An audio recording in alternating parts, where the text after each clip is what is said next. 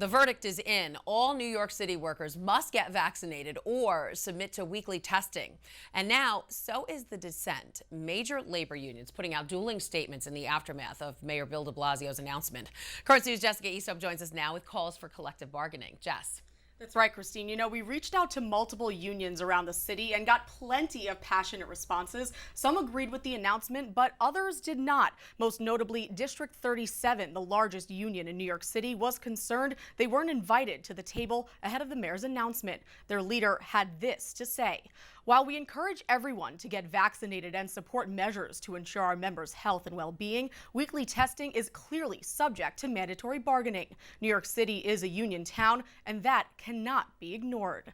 Meanwhile, the Department of Education was largely supportive of the plan despite not receiving a heads up, saying this approach puts the emphasis on vaccination but still allows for personal choice and provides additional safeguards through regular testing.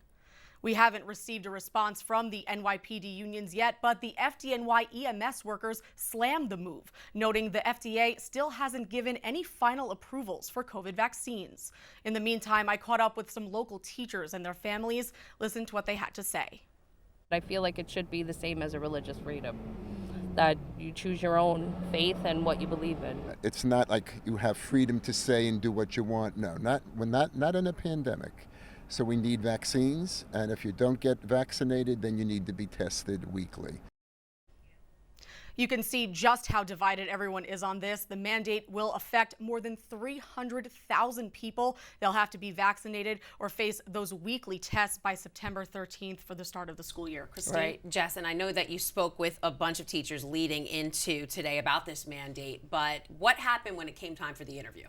Yeah, you know, it really comes down to the fact that people are scared. These teachers told me that they're nervous to voice their opinions on really either side of this issue, and they don't want to be in bad standing with their school, their coworkers, or even their unions. So I think it's going to be really interesting to see how this all pans out come September. All right, Jess, we'll check back in with you. Thanks so much.